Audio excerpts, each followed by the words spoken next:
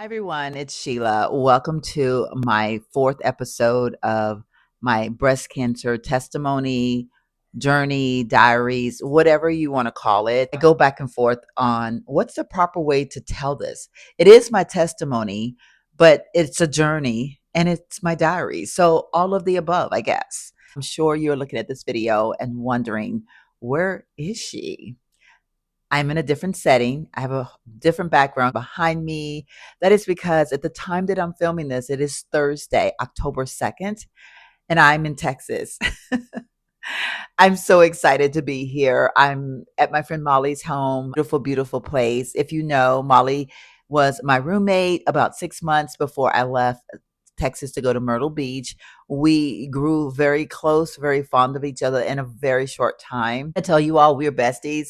We're besties. You will see the video of me explaining my Texas trip and all that coming really, really soon. In fact, it may be in a video that go live tomorrow. So I do encourage you to make sure those notifications are on because you just might have a bonus video tomorrow. I am going back to Wednesdays and Saturdays for my uploads. My Saturday videos will continue to be my testimony videos until they come to an end. Before I go any further, I would like to dedicate this video to someone that I met at the university.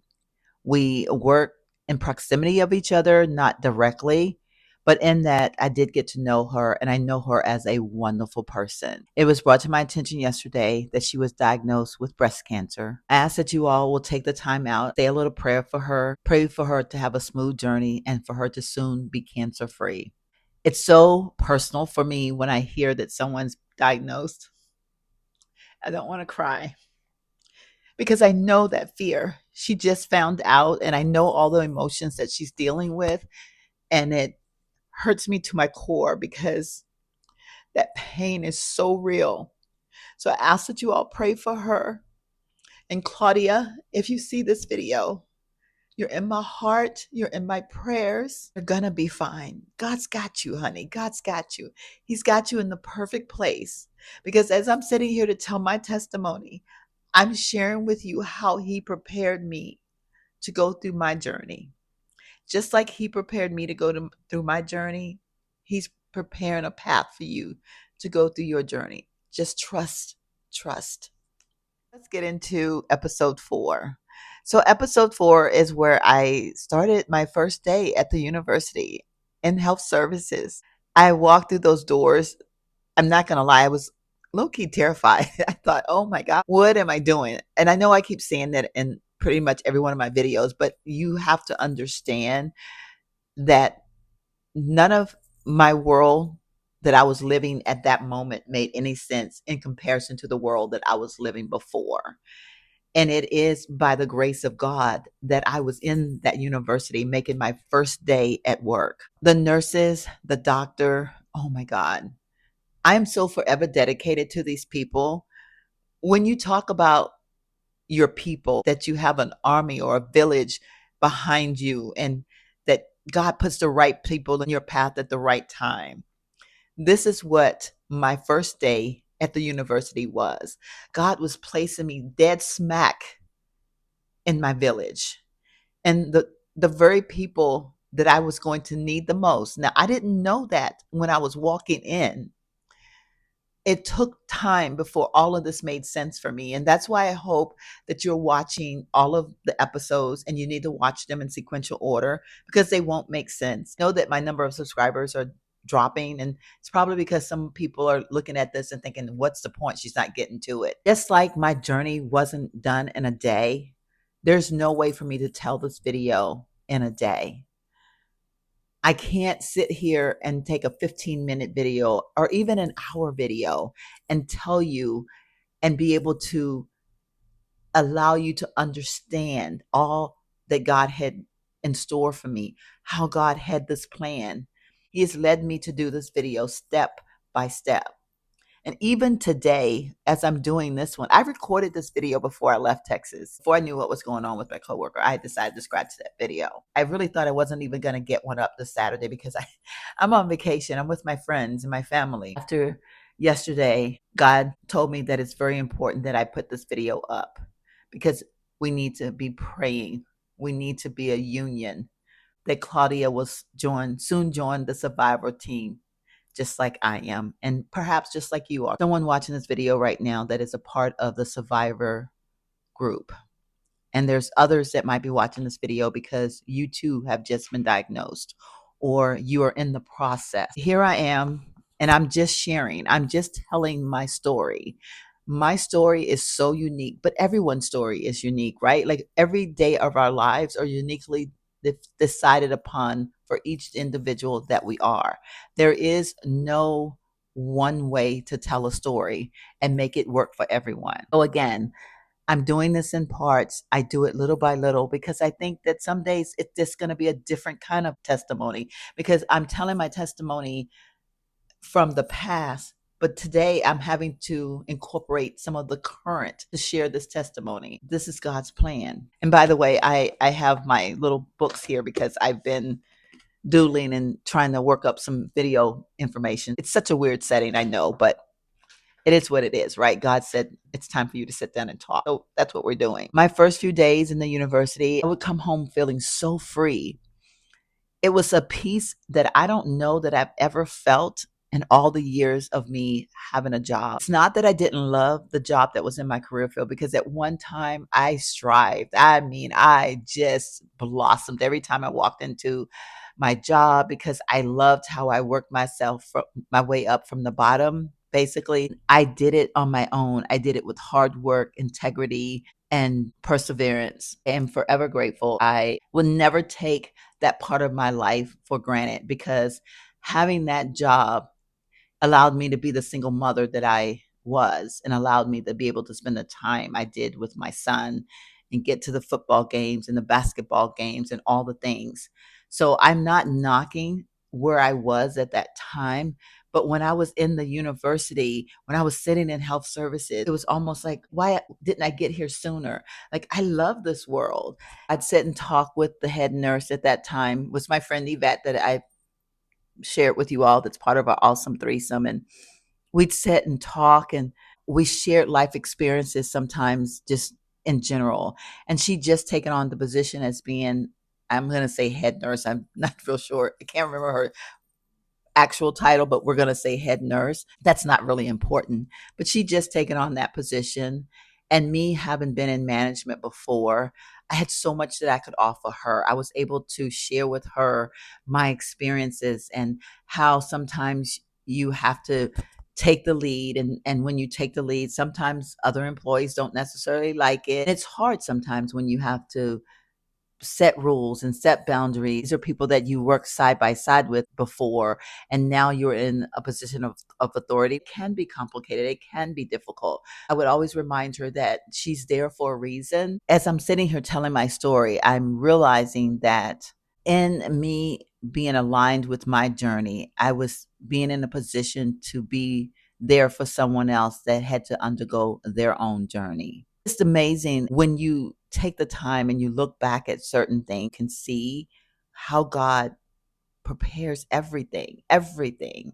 All of our ups and our downs, God prepares them for us and He prepares a solution. He makes a way for us for everything that we go through. It's just not always the way that we think it should be, but what do we know? We're just humans, right? Like we have no idea. We're just humans on this earth living day by day. We just have to learn to trust Him. My days at the university became more and more part of who I was becoming. I guess when you're working with doctors and nurses, they went to school, they made a choice to be there to care and take care of people. The interesting thing is not only did I find comfort in the people that I worked right next to every day, when I would wander across the campus, the faculty, the staff, were just amazing people. It was such an experience.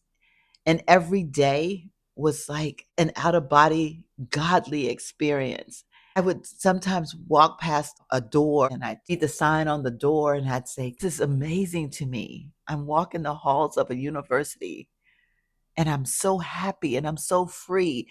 I feel like a whole different person. And I when I tell you all, I would thank God every day, every day. Best part about it is I had a job that I had part-time summer hours for June and July. I worked 20 hours a week.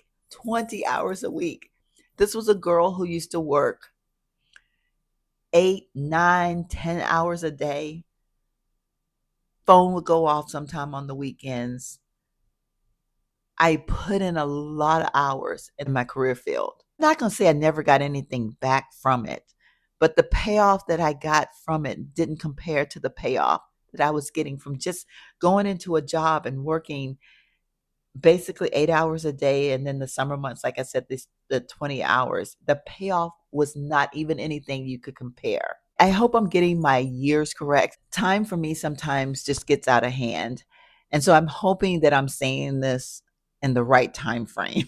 2018 and 2019 was such a memorable, wonderful time of my life. At the end of 2019, I felt like I had learned this job inside and out. I think is when I really felt like, okay, this is my place. I'm finally feeling like I'm worthy of this job. All this time, I've been this person that, how am I contributing anything to this job when I don't even know how I got here?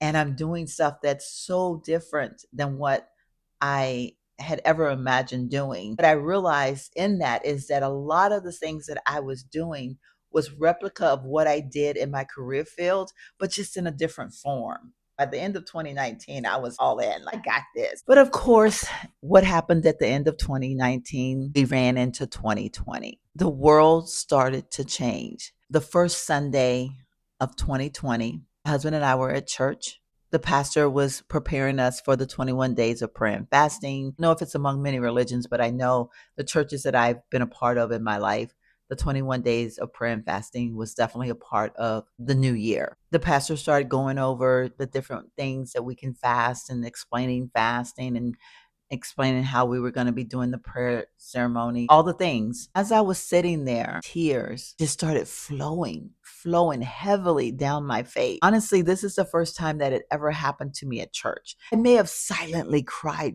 a few thousand times. Like when you hear a song and you close your eyes and you feel your eyes filling up with the tears, but your eyes are closed, so no one knows that you're feeling the spirit.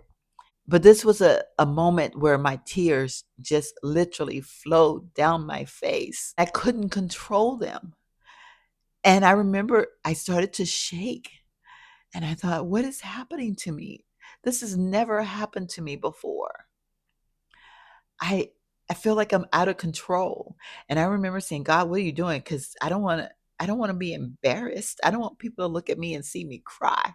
It was almost as if God said, oh, I'm gonna get you for that little comment. The tears flowed even more heavy. I could not stop. I listened with every ounce of being that I had. My ears were locked in and focused. I remember saying, I want to do this. My heart was beating really hard and I was like, God, I want to do this. I want to fulfill my 21 days of prayer and fasting, but not like I've done in the past. Like in the past, you start out doing it, you cheat a little bit, you miss a few prayers. No big deal. I'm doing better than I did the last year. I'm being honest because that's what my real life was. I was obedient to God's word, but was I obedient enough to say that I'd ever completed 21 days of prayer and fasting in its entirety? I had not.